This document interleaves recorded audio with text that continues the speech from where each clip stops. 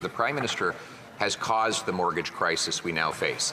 Back in 2021, 2022, he flooded the economy with cheap and excessive cash.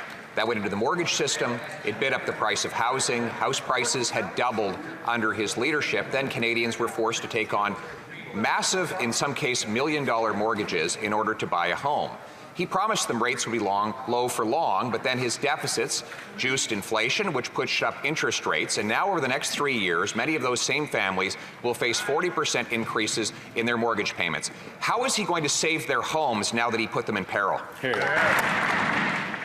2021, 2022. What was happening around them? What was happening in 2020, 2021? The investments we made to help Canadians get through the pandemic, the investments we made to support small businesses, to support our frontline health workers, to ensure that we got through this extraordinarily difficult time in one of the best situations with some of the fewest deaths of all of our peer countries. And the Conservative Party continues to say they would have done far different. They would have allowed people to be more vulnerable. They wouldn't have been there to support Canadians. Honourable Leader of the Opposition. 2021, 2022, I'll tell you what was happening. I'll tell you what he was doing. He was trying to stuff $500 million into the We Charity to help a group that had paid off his family.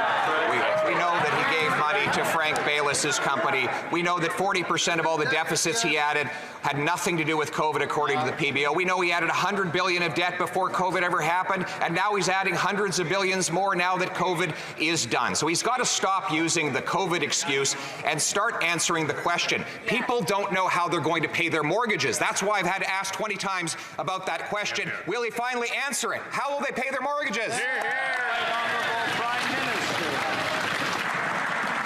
Mr. Speaker, over the past years, we've been investing in Canadians in targeted, non-inflationary ways with things like a doubling of the GST credit, with dental supports for families under 12, with investments that have cut childcare fees in half, Mr. Speaker. These are all things that the Conservative Party stands against and indeed says they would cut. And I ask you, Mr. Speaker, and them through, how would cutting programs for Canadians help them in this difficult time? Let me break it down. I've been trying with 20 questions to get him to understand. Here's the domino effect. His spending causes deficits, which cause inflation, which cause interest rates to go up, which cause defaults. How do you reverse that? You stop the deficits, which stops the inflation, which stops the interest rates from going up, which stops the defaults. What part of that doesn't he understand? The Right Honourable Prime Minister. Mr. Speaker, once again, never letting the facts get in the way of a good political argument is the Leader of the Opposition's modus operandi. He says if we were to raise childcare fees in Canada instead of cutting them in half, if we were to not deliver dental care for young kids across this country, then suddenly inflation, which is impacting the world all over, would suddenly drop. That Canada is so important in the world that our lowest deficits in the GDP are contributing massively to this global inflation context. It is complete garbage from the Leader of the Opposition, Mr. Speaker.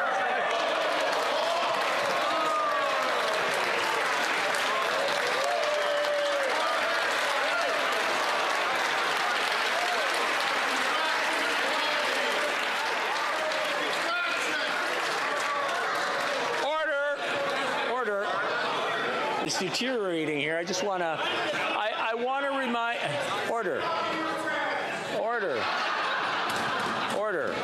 I just want to remind the honourable members to use their words judiciously when they're using them in the House and try to use parliamentary language.